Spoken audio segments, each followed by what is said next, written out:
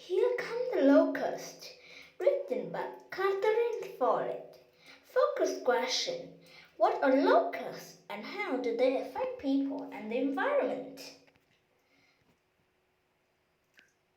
A flying partridge. It has been dry for weeks on a prairie. The corn is running brown. In its rain, clouds appear in the distance. At first, farmers are hopeful, but they soon realize that something is very wrong. The sky turned brown. Then there was a sound like hail falling from the roof.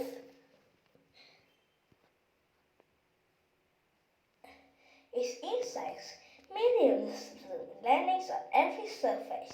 They chew away the corn, the grass, the trees, and the gardens. They even eat the clothes hanging on the lines. Millions of jaws make a sound like a grass fire. Then, just as suddenly, the cloud rises and disappears. The farmers have lost everything. They have just lived through a plot of locusts. Locusts throughout history. All through history, people fear swarms of locusts. Millions of these colorful grasshoppers seem to appear out of nowhere. They ate every plant in sight.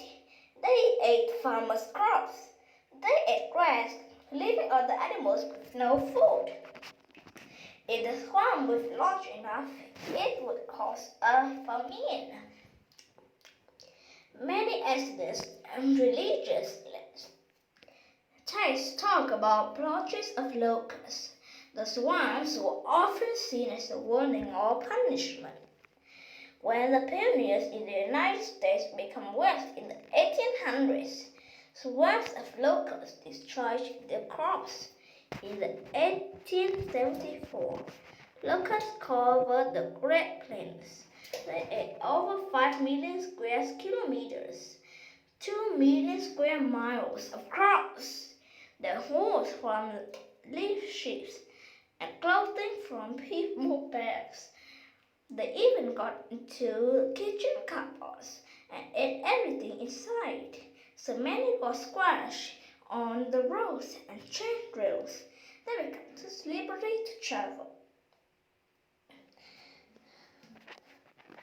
The locust destroys millions of dollars worth of crops. Many families have to leave their new farms.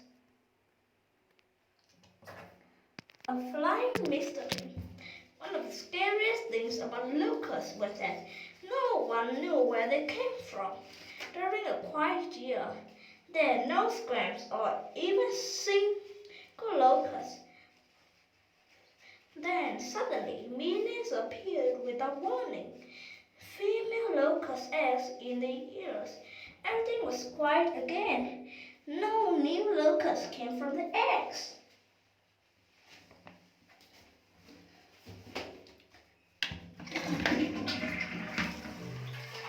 Where did they go? When would they come back? Why?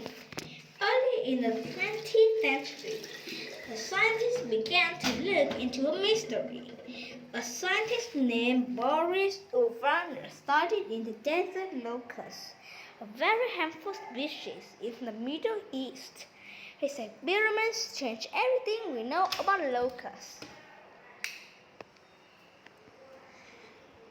A strange change. Oracle found that desert locust eggs did not hatch to become a baby locust. Instead, they became a short-horned grasshopper. They were smaller and duller in color than their locust parents. They also acted quite differently. They did not swarm swamps. They flew from place to place. Short-horned grasshoppers live alone. They avoid other grasshoppers. Each grasshopper stays in one small area. They never cause much damage. So where did locusts come from? Oracle did more experiments when he forced the shorthorn grasshoppers to live close together. Something shocked happened. If grasshoppers came bumping into their neighbors, they changed color. Instead, to avoiding each other, they joined a group. Together, the grasshoppers formed a swarm. All at once, they took to the air. The harmless grasshoppers had become locusts. Changing to life. Uvarov shows that some animals can change depending on the conditions around them. The change helps them live. During a drought, the grasshopper food supply shrinks. The grasshopper follow their food. The grasshoppers in an area ended up crowded together in one spot, such as wetland. When things get too crowded, certain types of grasshoppers change into locusts. Together, they fly off in search of more food. They land in one place and eat everything, and then move on. Changing into locusts helps these grasshoppers get through the drought. Controlling locusts. Locusts can still hunt farmers today. Swarms are usually found in dry areas such as North Africa and Middle East and Australia. However, Uravos discoveries change how people fight locusts. Before, people tried to stop swarms by spraying poison over a wide area. The poison and the other living things includes harmful insects such as bees. Other farmers burned their crops. The fires destroyed the swarm and also the crops. Sometimes the farmers' efforts were not still enough.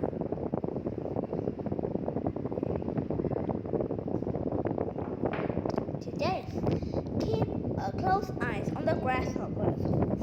They watch the weather and notice there are drought alarms. Weather instruments can spot swarms while they are still small. Farmers can apply a little bit of poison to small areas. The poison prevents large swarms from forming. It can save millions of dollars worth of crops. Locusts rarely cause famines anymore. The better we understand these insects, the better we can live with them. Here is a locust in my house, or grasshopper, Mama. Locust or grasshopper.